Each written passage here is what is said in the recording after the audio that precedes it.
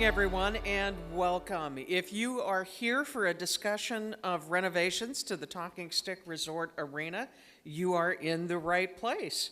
As we get started this evening, I want to introduce myself. My name is Janine LeCure. I own my own company, LeCure Communications, and I'm delighted to be a part of this discussion and really glad that you all are here to be a part of it as well. I want to start by introducing a few key folks who are with us tonight. Mayor Thelda Williams is right near the center aisle there. Welcome, Mayor. Thank you. We may have some other council members joining us in the evening, and we'll let you know as they arrive. We also have a bunch of staff from the City of Phoenix, from the City Manager's Office, council staff who are with us tonight. We really appreciate their support. We also have key executives and staff from the Phoenix Suns joining us tonight. Thank you, too, for being here. Over to my right is Mario Barajas, who is our Spanish translator. If anyone needs any assistance tonight, you can pick up a headset. Headsets are, somebody raise their hand where the headsets are. Thank you. Headsets are over here. If you need assistance, please don't hesitate to ask. Kim Portick is also with us. She is our court reporter tonight. Now, all of these discussions, these meetings, are being videotaped by Phoenix TV, and they will air on Phoenix TV. They'll also be available on the city's YouTube channel. Kim's job tonight is not to transcribe the entire meeting. Her job is for those of you who are interested in having your comment recorded verbatim, word for word for the record. Please see Kim over to my right and she will take care of you. You can also ask anybody who's wearing a name badge. They're a member of city staff and they can help you as well. So our purpose here tonight is to provide public information on the proposed renovation of the city-owned arena. The Phoenix City Council requested public input a number of weeks ago on this proposal, and we do very much want your input. Our goal tonight is to provide background and facts so that you, the member of the public, have that information, and you also have the opportunity to comment and to have your questions answered. As you walked in the door, you were invited to fill out a comment card. If you have not yet turned in that comment card, see the sign? I missed it when I came in. The sign that says comment card drop off. If you would please leave your comments and questions there. Those folks will get them to me when we get to that part of our meeting. So let's talk a little bit about the process for tonight. We're going to begin with a presentation by the City of Phoenix Economic Development and Community and Economic Development Director, Christine Mackey. She's going to provide an overview that will include the history of the arena and why it was originally built, the economic impact of the arena over these past 30 years, the renovation needs and the challenges associated with those renovations, and how the proposed agreement with the Phoenix Suns will work. After that presentation, we're going to open up the meeting to your comments and questions. We're going to wrap up the meeting by inviting all of you to visit the information stations at the back of the room.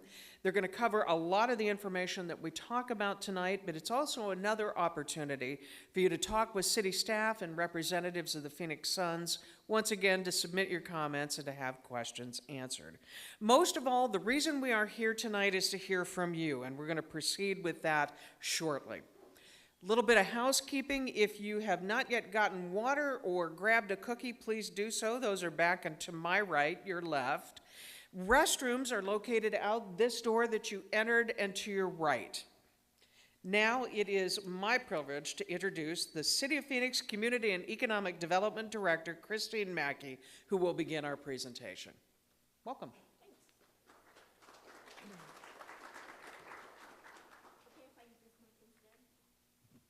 I don't do very well behind podiums, so I always move out from behind the podium. As Janine said, I'm Chris Mackey. I am part of the economic development team for the City of Phoenix.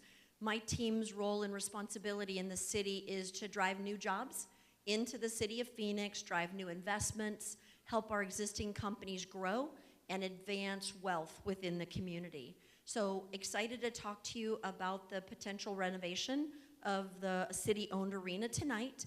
What I'm going to do is I'm going to kind of go through the history, I'm going to go through the renovations itself, the transaction, and then summarize it up. It'll take us about 20 minutes.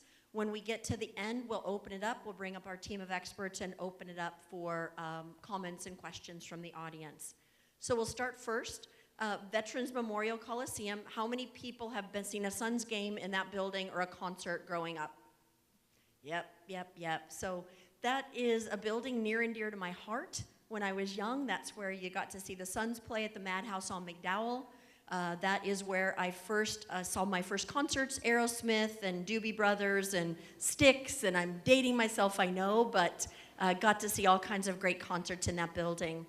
The building was built in the early 60s, and it housed all of the events that happened in the city of Phoenix. Kind of going into, I'm going to zip back just one second.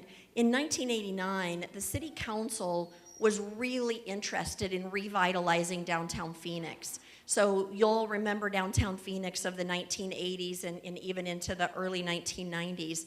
It was a place where if you worked, you went in at 8 o'clock in the morning, you got back in your car right at 5 o'clock at night, and you got out of the city as fast as you could. There wasn't any reason to stay in downtown Phoenix.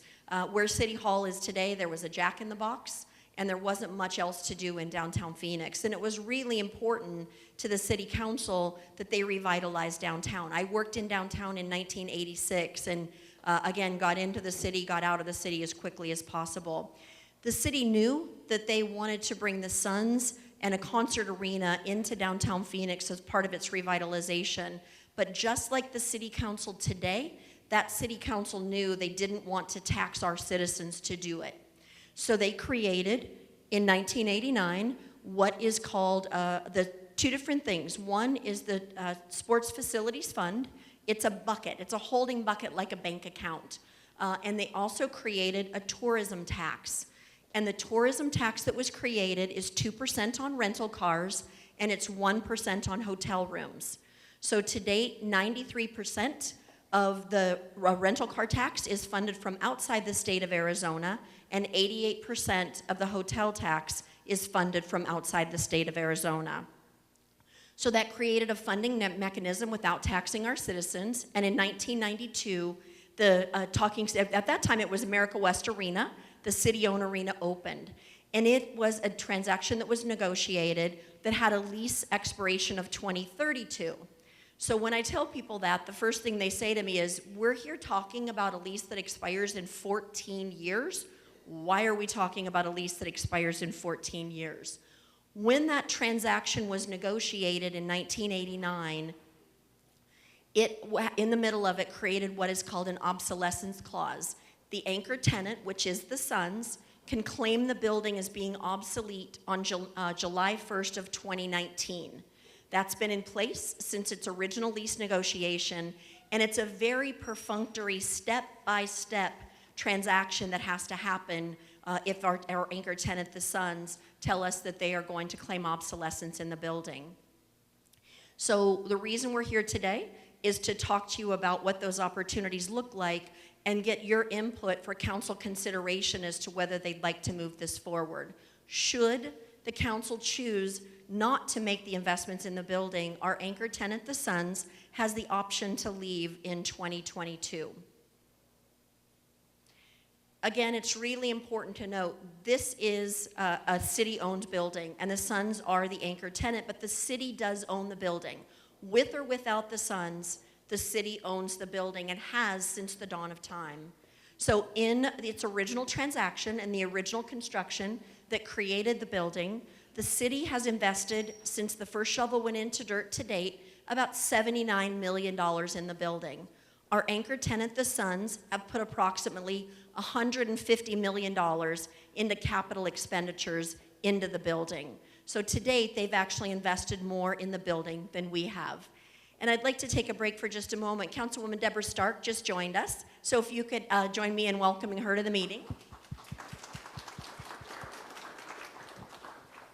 So the city-owned building, we're at the original construction, and to date, $79 million and $150 million.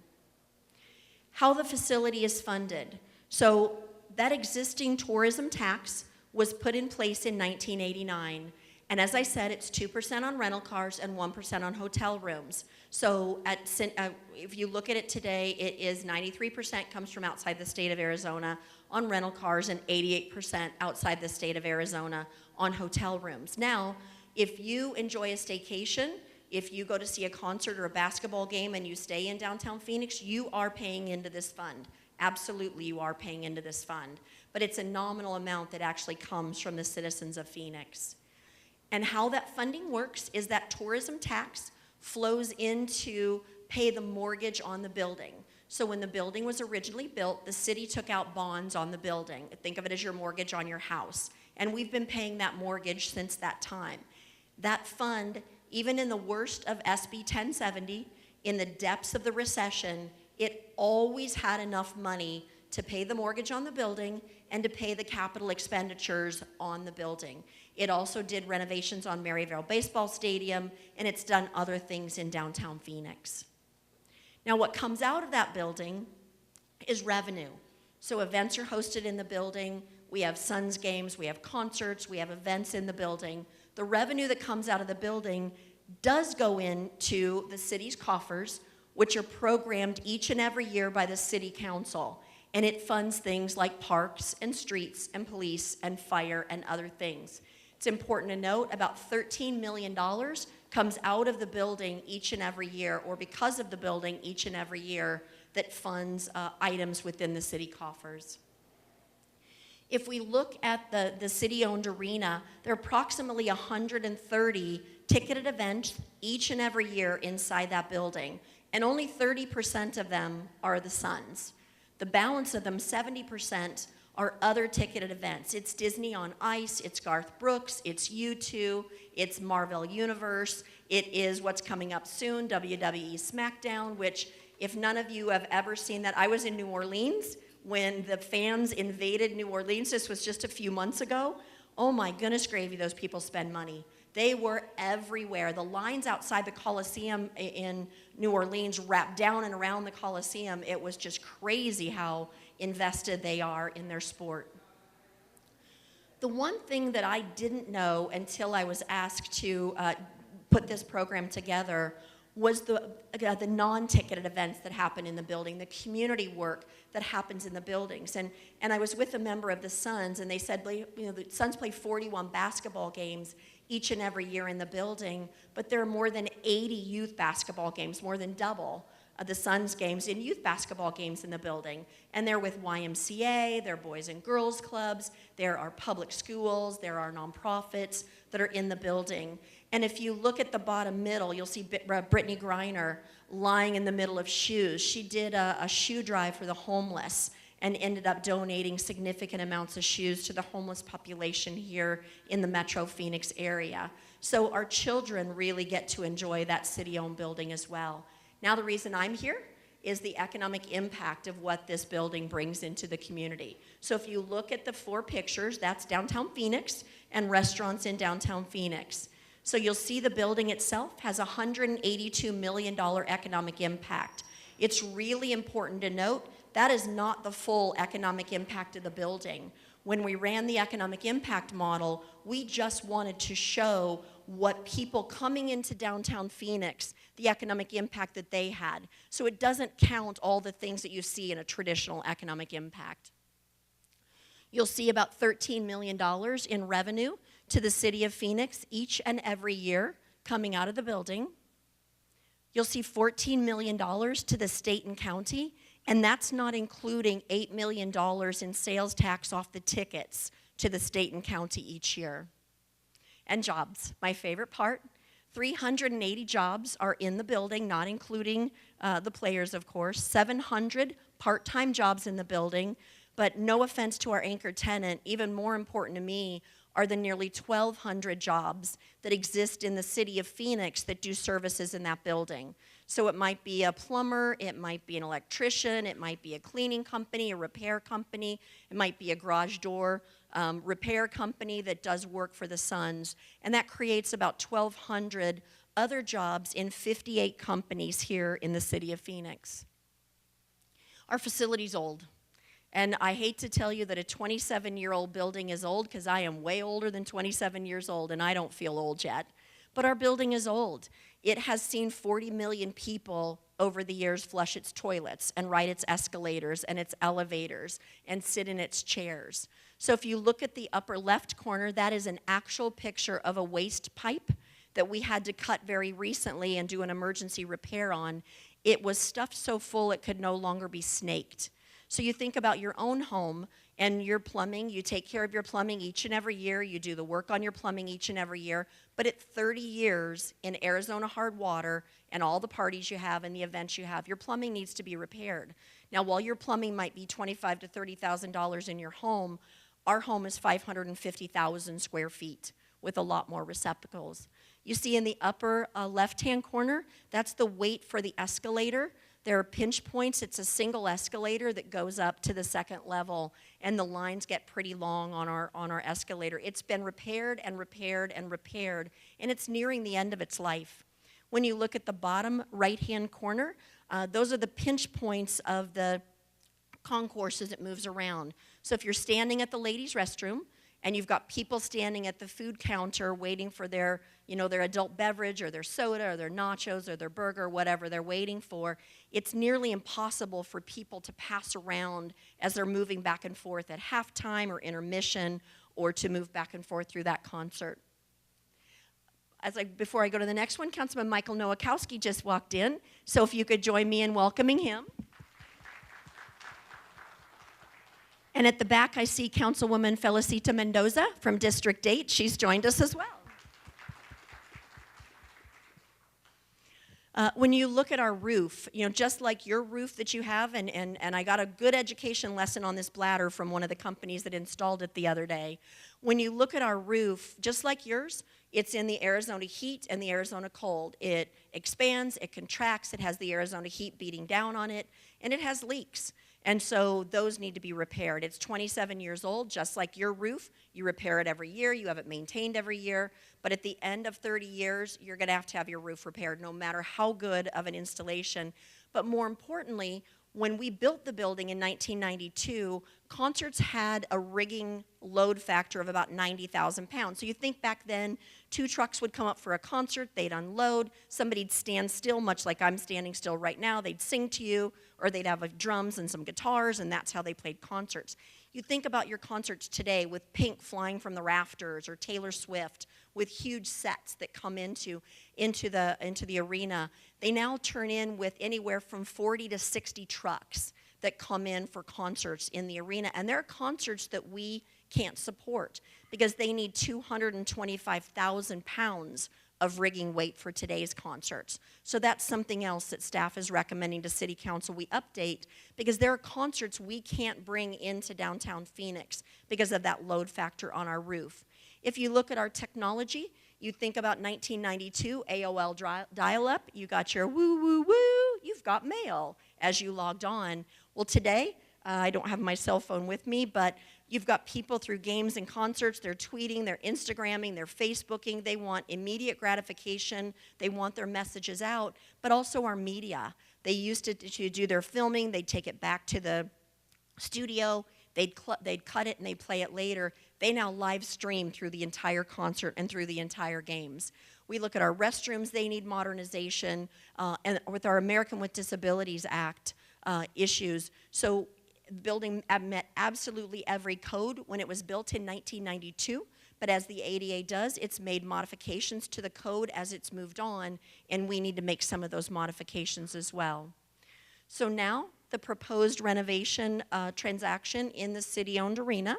First, the city would invest $150 million. That is what staff is recommending to City Council for their consideration, and it is capped. It would not be more than $150 million, and the city's money could only go into public infrastructure in our city-owned building. So it would be for the sewage pipes, the water pipes, the escalator, the telecommunications, the roof, things that the city, as the building owner, whether I owned an office building, a retail building, any other building, would be responsible for to put in. Our anchor tenant, the Suns, we'll go through that in a minute. It's paid for by the existing tourism tax.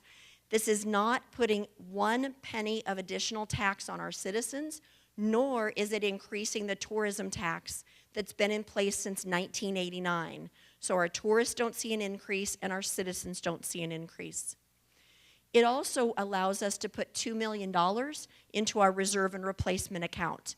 If we're going to continue to own the building and have this as a city-owned building, to ensure that our citizens never face anything with the building, the City Council has asked us to up what we have in our reserve and replacement account now to $2 million on an annual basis.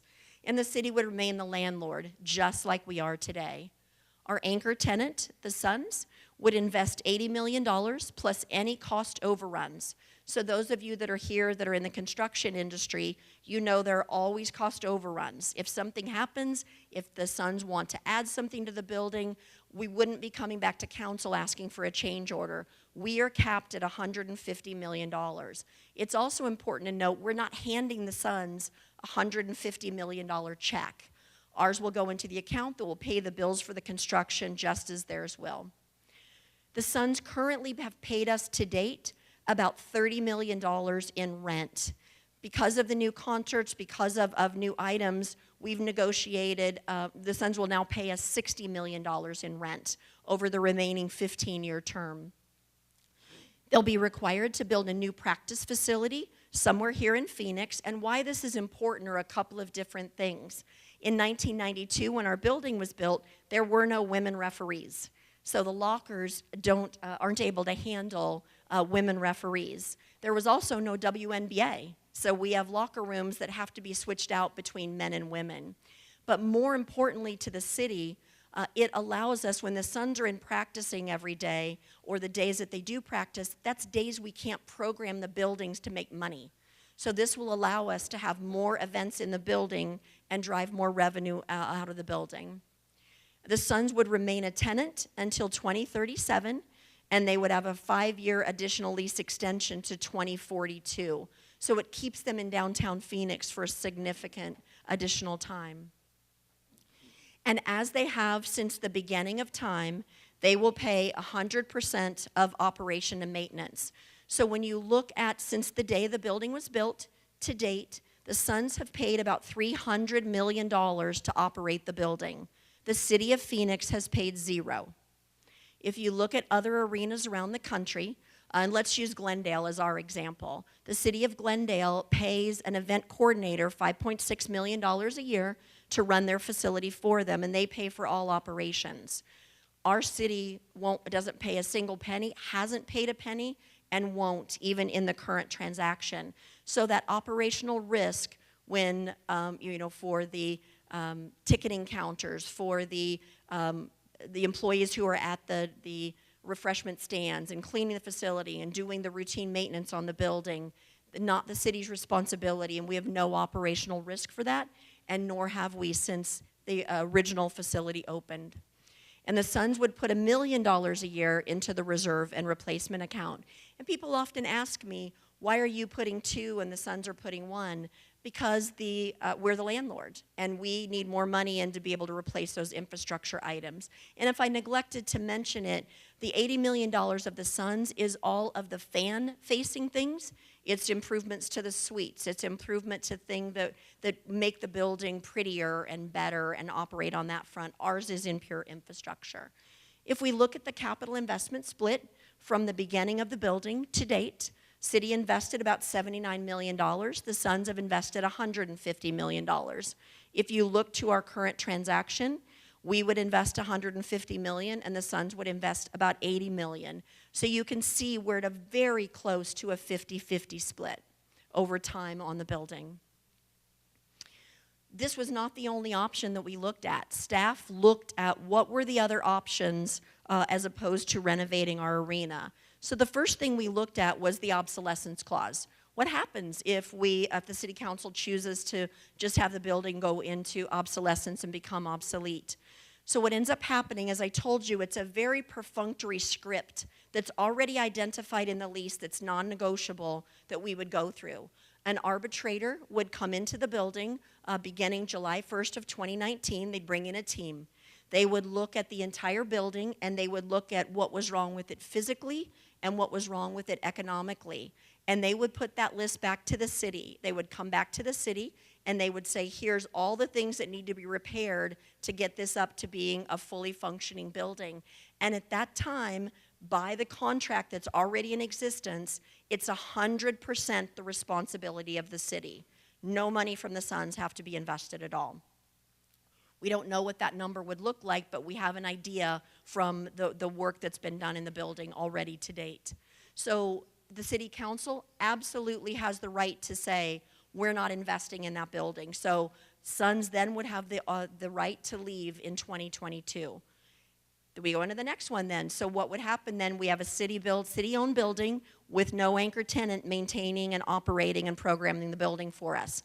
So now does the city go into the event business? I can tell you I have an incredibly talented economic development team, but programming concerts and events in a building is not their area of specialty.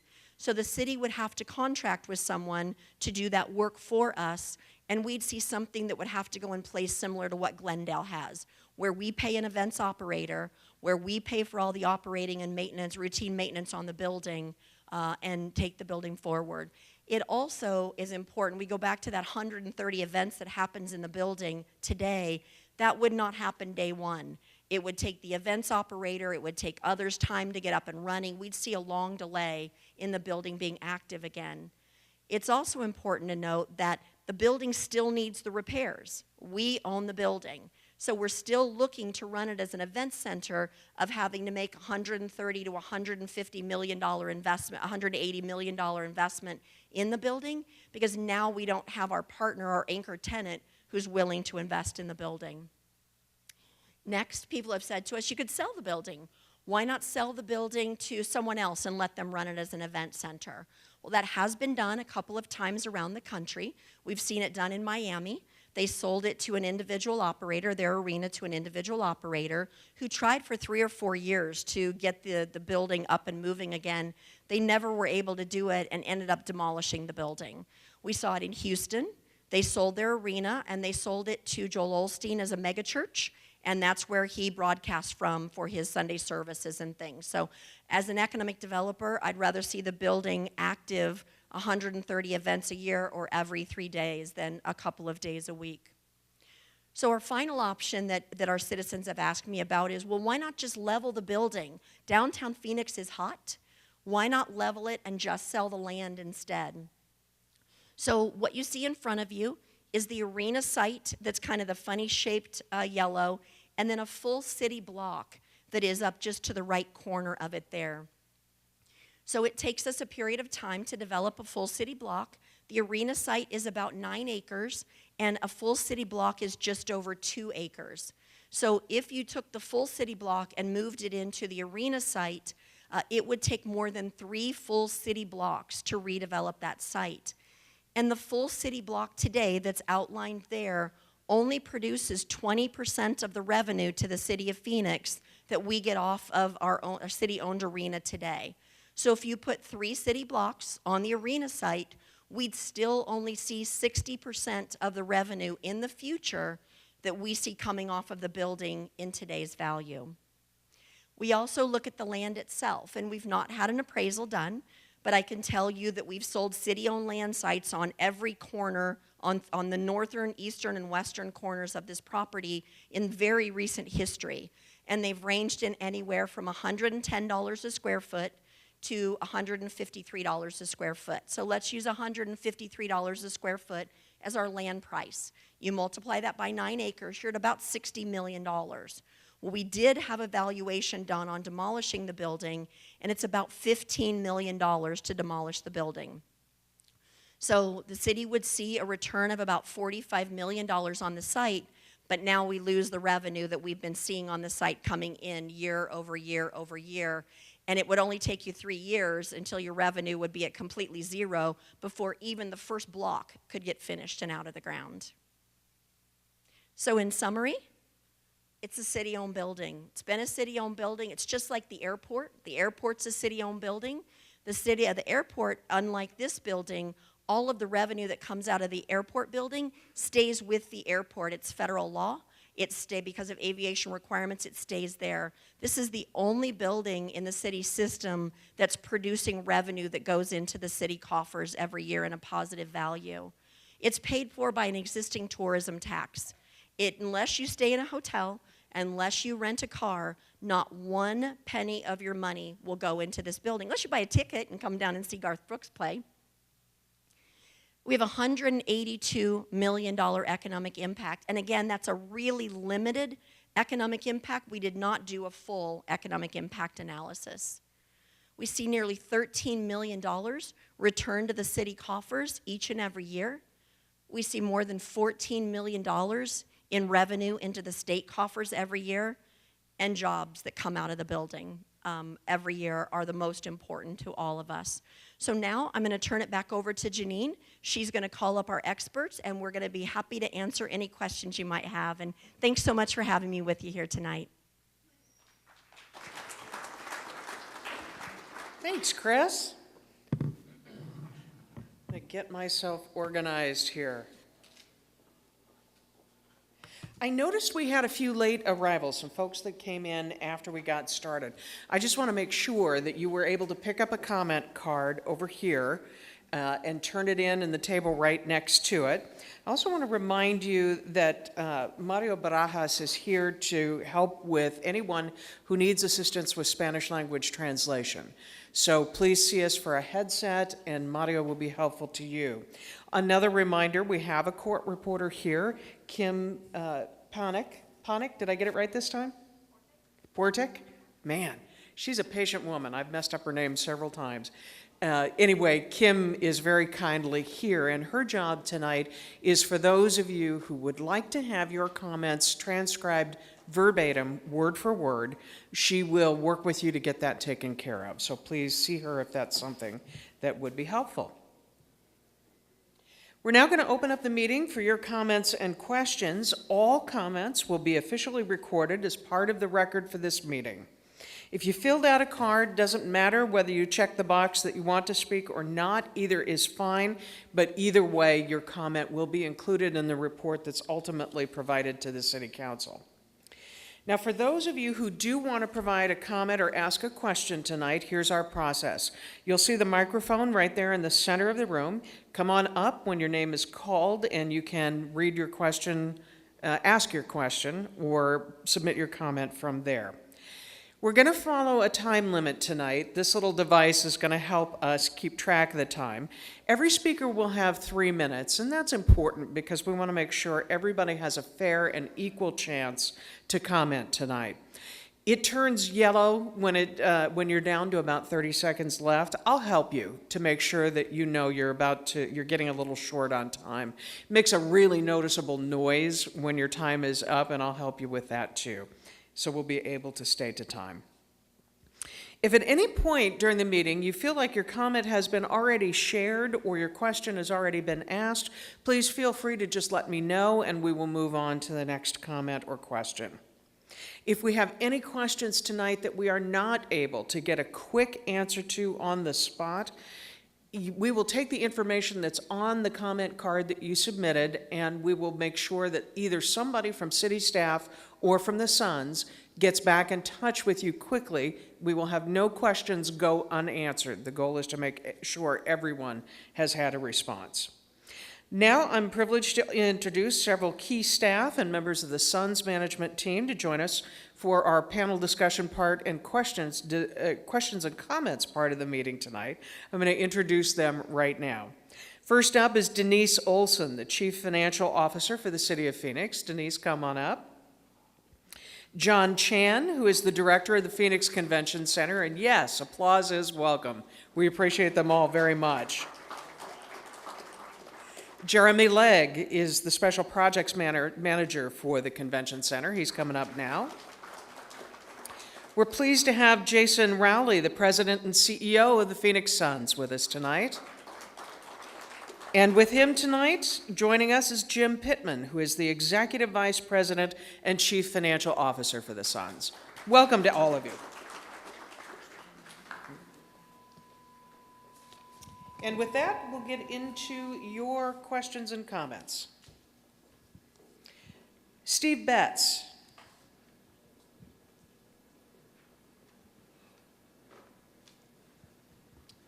Good evening, and thank you for that wonderful presentation, Ms. Mackey, and that, I think, helped us a lot. And I think as we get the facts out, this makes this decision a lot easier for all of us in the community.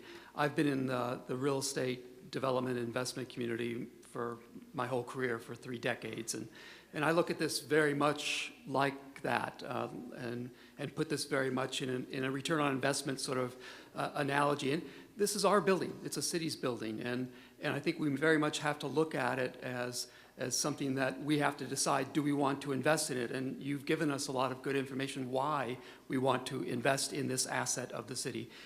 It's not a question of resources, of do we put money here or somewhere else. These are resources that we have set aside.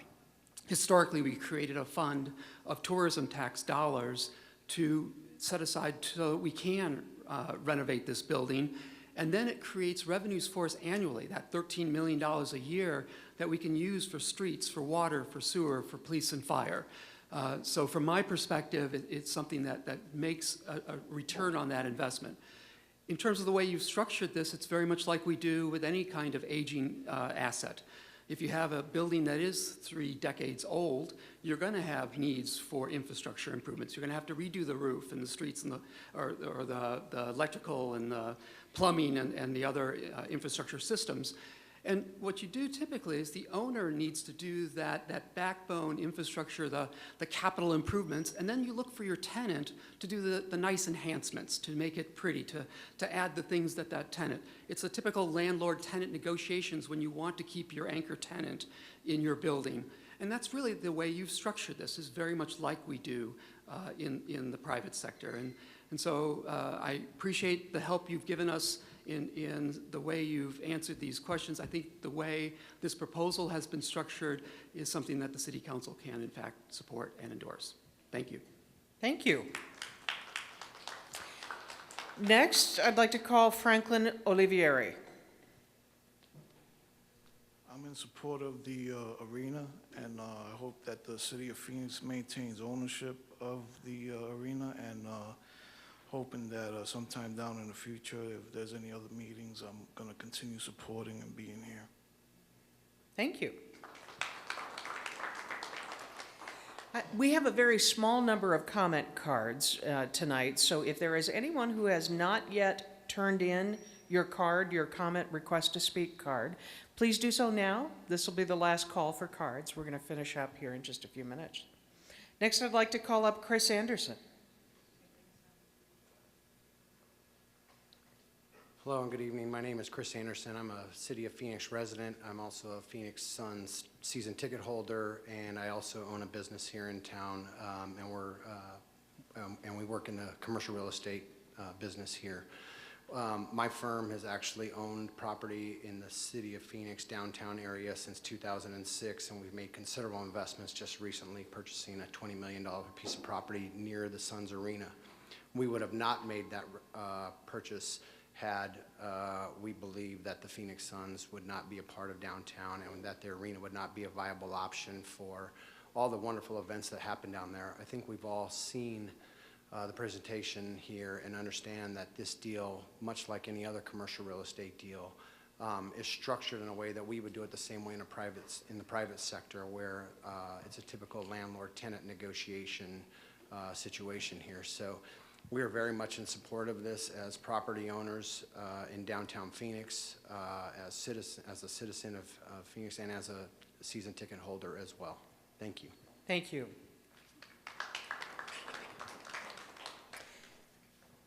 Cindy, and I apologize, Cindy, I had to ask the pronunciation of your name earlier this week as well. Gowan? Gone. Would you like to speak? No, you can read my card. Thank you. Cindy says, I support staff's recommendation to support the city-owned team's arena renovation. This will use existing hotel and rental car taxes. Sorry, I'm having a little trouble reading your handwriting, forgive me. The economic benefit from these taxes generates benefit generates all, I'm sorry, the tax generated benefits all of Phoenix. I'll get it yet. Thank you so much for your comment. Next, I'd like to invite Carol Quintana to come to the microphone, please.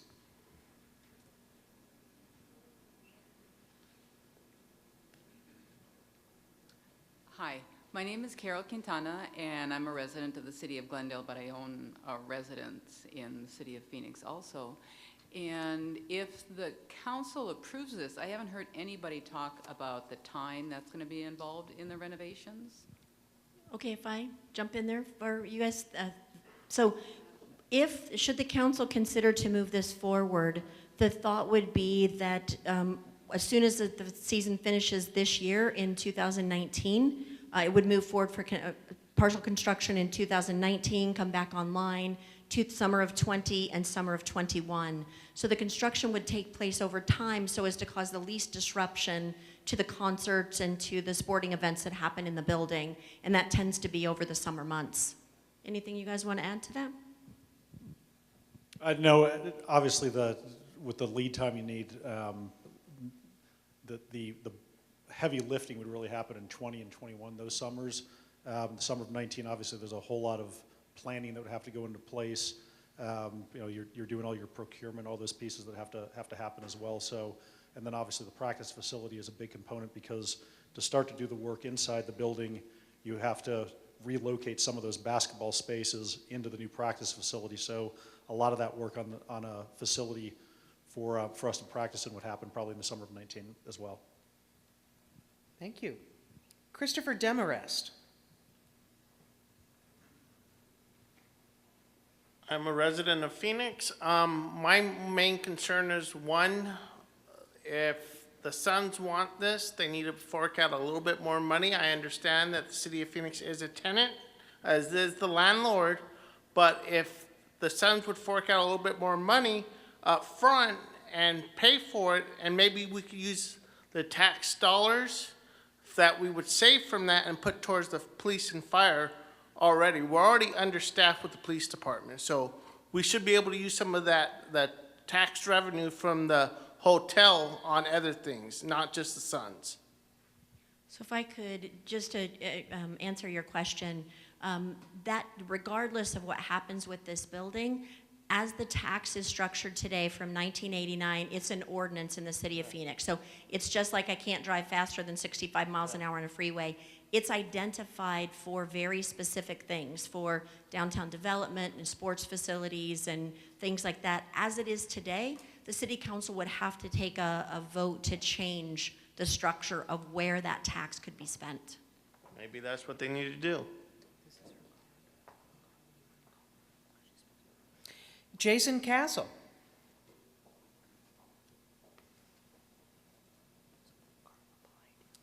Good evening. First, thank you for all being here and taking time out to help educate us and answer our questions. Local resident, attorney downtown, and I love what our downtown has become and what I hope it will become in the future. And you're a big part of that, what we've done already. I'm also with Helping Hands, and so that's part of what my question is. Helping Hands for Single Moms is an organization here in town, and the Phoenix Suns have been a great supporter of that helps educate or helps single moms get education so that they can support their families and have a brighter future, not only themselves, but also their children. So my question is, I know you are a huge contributor for us. How much of a public outreach, not just for the facilities and everything, but an estimate of how much the Suns contribute to the community, other organizations, and not only dollars, but a number of your athletes come out and are regularly sponsoring events and contributing to the community as well. Do you have any type of number that you can put on that? Thank you. I appreciate that question because it is a very important one. I mean, obviously, this is a financial decision, but the thing that we are always very clear about the Phoenix Suns is that we are a community asset. Yes, we're owned by a group of private individuals, but giving back to the community and being involved in the community that we are part of and have been a part of for 50 years is obviously a critical component of what we do. And yes, there's the things that happen that people are aware of because it gets more publicity. So obviously players going to visit, the hospitals, kids at Phoenix Children's Hospital and other hospitals, going to the Veterans Hospital to visit veterans. Those are things that get a lot of media attention and more attention, I think, from the general public. But what I'd also like to point out is that we have 350 or 380 plus full-time employees and another 700 part-time employees that also give a tremendous amount of their own time, talent, and treasure to communities, to communities including Phoenix and the other communities that they live in across the valley here. And the kind of hours we're talking about are literally thousands of hours a year in terms of donated time, in terms of dollars. And I know you mentioned the dollars. Phoenix Suns Charities alone has done about $21 million since inception in terms of funding directly other charities here in Arizona, and particularly here in the Valley. So that's something we're very proud of. But our own employees also contribute as well. They're direct contributors to Phoenix Suns Charities and direct contributors to other charities as well. And it's something that's really part of our DNA. I think that what's been an interesting thing for me to observe during this entire process is that we've actually had to go out and do a bit of education about the community impact that the Suns have had. And that's really on us over the years for maybe not trumpeting our own horn a little bit more than maybe we could have or should have. Frankly, it's just something that's part of what we do. And so going out and waving our hat and saying, hey, look at us, look at all the great things we do, isn't really kind of what we're about. But since we're in this setting and people are questioning or wondering what it exactly is the additional impact of our organization and community, then this is an appropriate time to talk about it. And so you look at some of the different programs that we're involved in, or programs that frankly we've even initiated. One that I really like to point out because it's so critical to having better education here in Arizona, and education has been such a critical issue over the last 24 months or so. We adopted Central High School about 5 years ago through our charity. And essentially what we did as part of that adoption is we've donated about $750,000 to Central High School. What those dollars have equated to is 21,000 hours of tutoring time with the goal of raising graduation rates. And we've taken graduation rates at that school from our efforts from about 65% to about 85% over that period of time. And so you think about that kind of impact, and that's not something we're out there sending out press releases about and getting out in the community and really focusing on. We're just doing that work because it's something that our ownership, our managing partner, our charity board, and our employees all are behind and feel that that's really part of our obligation. There's a lot of companies that give dollars and do charitable work, and it's important for everybody to do it. There's something about a pro sports team, though, where you have a different platform, and with that platform, you have a greater obligation to do more for your community, and I think we live up to that. I think what we haven't done is really done a whole lot of self-promotion in that regard, but since you asked, I'll tell you. Thank you. Rosa has the next comment, and I think Carla is going to come up and translate for us.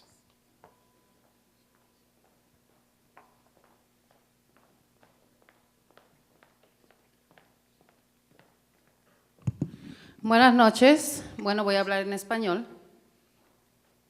Good evening. I'm going to be speaking in Spanish. Bueno, yo soy un blood watch en el área de Maryville. Yo vivo aquí por 25 años. I'm part of a block watch here in Maryville. I've been living here for 25 years. Y trato de estar muy involucrada en todo lo que pasa en las comunidades chicas. And I try to be involved in the small communities. Ya había venido a un cafecito con Laura Pastor, no me recuerdo el nombre de la señora aquí. I've already had a coffee with Laura Pastor and the woman that's here. I don't remember her name. Christine. Christian, ok. Entonces yo le comenté que cómo ellos ayudaban a la comunidad más pobre, o bueno, no ayudar, darles algo a la comunidad más pobre, que nunca puede ir a ver a unos Phoenix Suns porque los boletos son sumamente caros, más que aquí hay mucha madre soltera o padre soltero que no pueden llevar a sus hijos a ver un equipo de básquetbol tan popular que son los Phoenix Suns, sino que muchas veces nada más se integran en la escuela. Yo tengo una hija que viene hizo muchos años de básquetbol y nunca pude ir a ver un juego de ellos. And I made a comment to them as far as us families that are poor, that we're not able to afford to go to a Phoenix Suns game, whether it's a single mother or a single father. But me, for instance, I have my daughter who's involved in sports and basketball, and I just can't afford to go take her to a Phoenix Suns game. Entonces, aquí mi pregunta es, aquí yo veo que hay mucho crimen en los jóvenes y muchos jóvenes están en las drogas ahorita. En cada esquina yo veo cada joven, hasta en un mall, que andan robando. Me gustaría que ellos hicieran un programa, no nada más para compañías grandes, no nada más para hospitales, porque ahí reciben muchos fondos, pero comunidades bajas en español, como nosotros aquí en Maryville, que somos tan populares a lo mejor por el crimen, que no debería de ser así, pero deberían de ayudarnos de alguna forma a ayudar a estos muchachos, que aquí hay muchas shadow school que no tienen mucho apoyo también de los equipos de deporte, que si pudieran hacer algo para poder ayudar a estas áreas y venir también a estas áreas donde son pocas las personas, pero son las personas que a veces más trabajan para que las cosas sean posibles aquí y estemos fuera de crimen. But I'd also like to ask a question as far as how is it that, yes, you guys do dedicate your time to bigger organizations, and that's fine. But what about us here in Maryville? We're very well known for the crime. There's crime all over the place on every street block, at the malls, and that's what we're known for here in Maryville. But what is it that you can do for us here locally to get the community more involved, the youngsters involved? What is it that the team can do to help them out? You know, I think, and you can, I think there's a couple things. One of the things that is one of our biggest involvements is the commitment we make to junior basketball, because obviously basketball is what is part of our core DNA, right? And so through Boys and Girls Club and through the YMCA's and through different junior basketball outlets, we really do our best to try and get out to every community here across the valley. There's 18,000 junior basketball players who take part in Junior Suns and Junior Mercury. And for us, we try and have that commitment to make sure that we are getting out there and giving back to the community, and specifically to youth. Because to us, if you're able to stay off the street, be involved in like a YMCA and be involved in a Boys and Girls Club, those are the kind of things that are going to enrich you and going to give you an opportunity to be in a safer environment and get out there and hopefully develop and grow in a better way. And obviously, we do our best to get out there and have the biggest impact we can. We have a big brand. We're only one organization, but at the end of the day, we try and do everything we can to touch as many people as possible. And you know, I know that Maryville has some issues relative to crime and those types of things, and we would like to solve every problem if we could. What we do is we try and do our best on the issues that we get involved in, and we're always looking for opportunities and feedback from citizens about what we can do to be better. So I appreciate your comments. Y por último, nada más decirle que cuando uno trata de contactarse con ellos para que vengan a un evento aquí, es muy difícil porque casi la mayoría que están encargados de los fondos que ellos dan para supuestamente que yo escuché para la comunidad, siempre apoyan más como un PBS, como cosas grandes, pero es muy difícil que la persona que está encargada de ese programa se quiera contactar con nosotros, que estamos haciendo cosas aquí en nuestra área pequeña. Así que bueno, es nada más un comentario para que sepan que hemos estado siguiendo mucho los pasos del deporte, principalmente los About Phoenix 30 Sounds. seconds. Es todo. And last of all, I'd just like to make a comment. Every time we try to reach out and get in touch with you, it's always very hard to get someone to get back to us. Yes, it's always a bigger organizations. Let's say if it's PBS, PBS es lo que digo. Or festivals, yes. Yes, you're there for them, but for us, the smaller communities, it's very hard for you to come out or get back to us. And that's just a comment that I just want to make. Thank you. Thank you. Gracias. The only thing I'd like to add to what Jason had said earlier was that we also have a partnership with the City of Phoenix here at this wonderful community center where there's about 500 kids participating in the Junior Sons program here on this site. So it is something that we're very active in doing. Thank you. Boy, the next card, I'm having difficulty making the name out. It could say Michael Ordwani. Michael, how badly did I wreck your last name? You got it. Good evening. I'm Michael Gidwani. I'm a member of District 5 in Phoenix, and two things that just came to mind. One was going forward, if this proposal does pass, I didn't know if the new building will have like energy renewables on it, and also kind of a tax policy question for the residents of Phoenix. If, I think by 2037, if the council would have to determine, or the residents would have to determine how they recover those taxes for that building, which have been since 1989, I believe, through the tourism tax. So, thank you. I'll take the first one. So a couple things on our commitment to renewable energy and our commitment to creating an environment that's environmentally sound. First and foremost, our building is the first one, if I remember, the first MBA facility nationwide to ever add a solar array system on the top of it. We did that about 7 years ago in partnership with APS, and we did that from the recognition that, look, we live in the Valley of the Sun, and it makes a lot of sense to be able to capture some of that solar energy and try and be as efficient as possible. For the renovation, obviously for us and the city, cost is important on the front end, but it's also important as we head into the future through the operations of the building, because we cover the operating costs, but the city participates in the net revenue, and so it's in all of our best interest to create a building that is as efficient as possible. And so part of the renovation is certainly going to be looking at those different opportunities to find the most efficient ways, whether it's lighting, utilization of low flush toilets, all those kind of things. We're certainly going to be taking a really hard look at to make sure that we're building a building that is suitable for today, but also sustainable going into the future. Thank you for that, Jason, and for your question as well.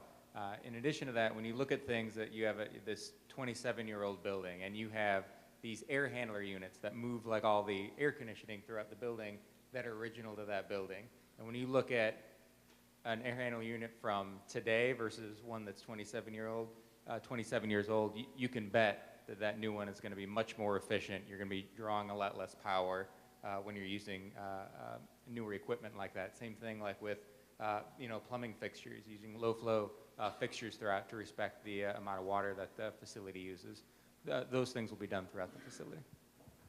And to answer the second part of your question, should the council consider to move this forward, you bet the staff would be working to start to look forward to 2037 and how do we replace the revenue in 2037, and if the sun stays till 2042, how do we replace it in 2043? So that would be a strategy that our city management would lead us through.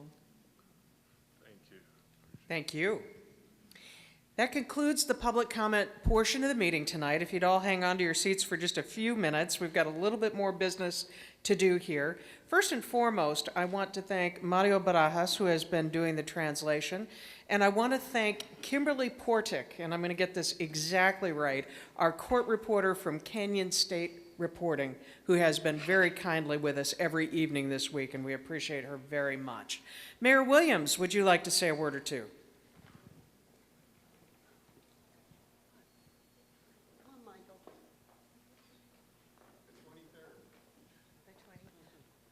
First and foremost, thank you for coming to all five. We appreciate all your hard work, all your effort, and all your time.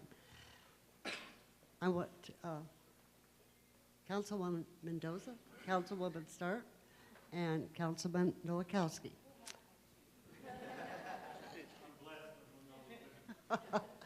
I just want to thank you for coming tonight. We're holding these 5 meetings, and we have been throughout the community so we can listen and hear what your opinions are, how you digest the information. I think it's, for me personally, I am very supportive of this. I believe downtown is built around the Suns. I was here in the 90s. and know how vacant it was down there, and the energy, the development, the income that's generated today, we dreamed of in 1990. I want to make sure that continues, it grows, and we continue to act in a very prudent and reasonable way as a landlord. So thank you for being here. Thank you for your participation. And we truly appreciate all the people that have been back here, those standing for information. We put a lot of time into it. It's deeply concerning to us that you are the people who give the information but do it so well. So thank you. I just want to thank everyone for being here this evening and sharing your thoughts and, just giving us your thoughts and your feedback on this project. So just thank you for being here. And I want to thank everyone too, and I will be supporting this as well. And thank you, Sergeant Dwyer, for being at all these. Retired Sergeant Dwyer, we still love you. Well, I want to welcome you to District 7. This is actually in my district, and the arena is also in my district, so it's really important that we bring it out to the community, not just within District 7, but all parts of the city of Phoenix. And I really want to thank my colleagues, and especially the mayor, for allowing us to have these 5 meetings, because I think it's really important. The first meeting was right in the heart of downtown where Phoenix Suns Arena is, and where the people are going to be affected the most, and to hear from those individuals. And then to go to the east and to the west and to the north and to the south to hear from all the different individuals, from the season ticket holders to individuals that don't agree with the deal that we're making or that we're considering to make. And it's just incredible how we can come together. And I think this is what leadership is all about, is trying to find that common ground and coming out where it's a win-win situation, hopefully, at the very end. And I want to thank you all for being here. And I want to especially thank my wife, because for this last week, she hasn't seen me at home. So she goes, "You want to have dinner tonight?" I go, "Absolutely, but we're going to a meeting." And so Delia, thank you so much. And once again, thank you to the Phoenix Suns for really being a part of this. We asked them, "Would you want to be part of these meetings?" They said, "Absolutely," without hesitation. So thank you for sitting in those hot seats and answering every single question, and our staff also for being here. Even John for answering that one tough question. Thank you, John. And I think it's really important to recognize, and they've been to every single meeting, and I haven't had a chance to recognize our upper management. We have Mr. Mahoney, that's right here. If you could please stand up, Milton, and we have Ed Zerker over here. And this is the leadership of our city and the ones that are putting this all together. So thank you for being here. Thank you all. Okay, good. I want to thank everyone who's here tonight and all of the people who have participated in these discussions starting on Saturday, continuing every night so far this week in locations throughout the city. Your input is critically important, and we're very, very grateful to have it, and grateful for the respectful way in which these hearings have been conducted. Really appreciate everybody's participation and cooperation. If you haven't done so, grab some water and a cookie before you leave. This is our final meeting on the arena renovations. Again, we thank you all. If you know folks who were not able to attend, please refer them to the city's website, phoenix.gov/arena, and you will find much of the same information that we've been discussing at each of these events this week. The council will take up this issue officially on Wednesday, January 23rd at 2:30 p.m., and for those of you who are interested, we hope to see you there, and we hope to be able to report out progress on that discussion. Thanks very much. Have a good night. Oh, one moment. Oh, thank you for the reminder. Those of you who have not done so, please visit the information stations in the back of the room for a lot more information and another opportunity to talk with staff from the city and from the Suns. Thank you so much. Have a safe drive home tonight.